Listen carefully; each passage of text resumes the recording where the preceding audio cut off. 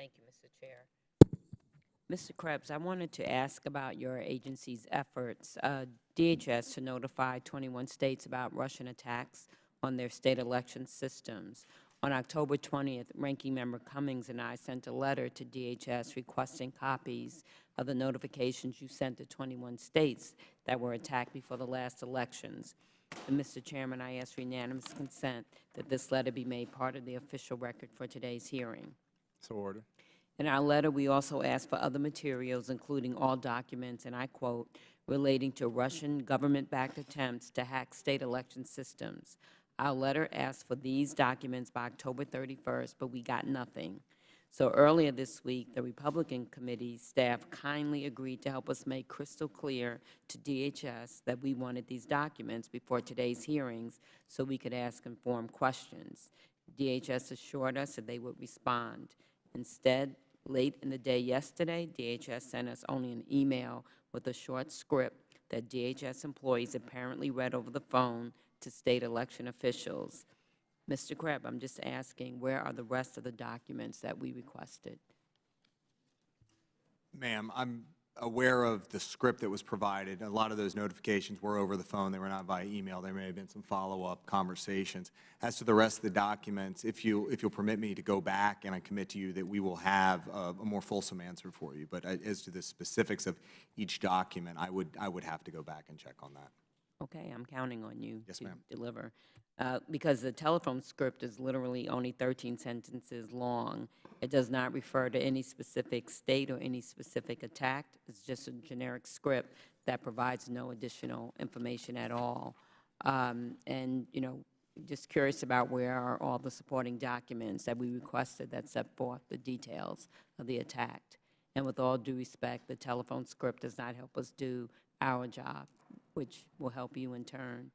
You have not provided us with any information about the tools the attackers use or their tactics that they utilize, or any information on the results of your conversations with these states or the steps you took to follow up. So it's been more than a month since we asked for those documents, and the majority wants those documents also. Can you tell us what the holdup is?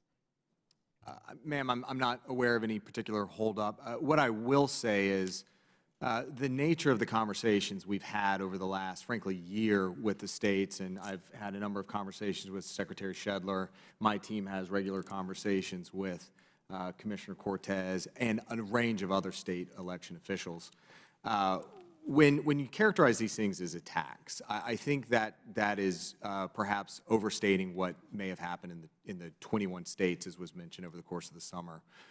The majority of the activity was simple scanning. Scanning happens all the time. It's happening right now to a number of probably your websites. Scanning is a regular activity across the web.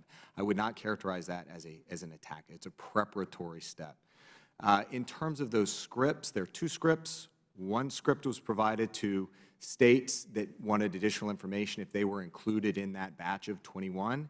And then the other script was for those states that were not in that batch of 21. So that, if that context was not provided, I apologize, and I'm happy to follow up and make sure that you get the information that you're looking for. Okay, and I just want to make sure the chairman is willing to work with me today by directing DHS to provide all the documents actually within 1 week, and that I hope we can work together to get these documents as soon as possible, hopefully in 1 week, because this hearing is supposed to be about cybersecurity of voting machines, and our investigation should be bipartisan. Yet DHS is withholding the very documents that would help us on both sides of the aisle, help our committee understand exactly how our state election systems were attacked by the Russians.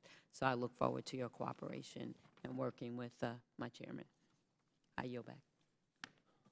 Would you yield to me? Of course. Mr. Krebs, was there anything other than scanning done at those 21 locations? The vast majority of those 21 states were, in fact, scanning. There was a very small subset of those groups that there was a compromise on the voter registration side, but not within the tallying. And then there was some additional, a small group also that had some targeting. So we actually winnowed it down. Now, when we talk about that scanning, it was not also necessarily an election system that was scanned. That's additional context that we provided to our partners in the state election offices. What we saw in a lot of those cases was frankly drive-bys. It was, you know, you think about walking down the street and you're looking for a house, you knock on the door, you don't know what's there. You may be looking to get into the neighbor's house looking for a key. I apologize for the kind of mundane analogy, but that's simply what we saw was doing a drive-by, seeing what was there, seeing if the door was locked. In a lot of the cases, as Secretary Shedler pointed out, there was adequate protections involved. So, Mr. Krebs, you'll be able to provide us with the details of who was in addition to scanning and what the nature of that contact was. In terms of the states that were targeted or scanned, that's a difficult conversation because the information is provided to us based on trust. We, just like all our other relationships with the critical infrastructure community, the fact that we don't have statutory authorities to compel, we are engaging on a trust-based relationship here. If I then turn around and share information that Tom provided to me outside of the scope of that confidential relationship, Tom will never share with me again. In fact, Edgardo will never share with me again. And this is going to jump out of this relationship. In the entire cybersecurity mission of the Department of Homeland Security, it is a voluntary mission. That entire mission will be jeopardized if we divulge confidential information. So I am happy to provide contextualized information on the nature of those 21 states. But in terms of the 21 states, I suggest you reach back to your, and I will help with you to reach back to your states. Ma'am, you mentioned that your state may have been one. I will help you have that and facilitate that conversation. But today, while we're sitting here, I also encourage you to ask my counterparts here from the states.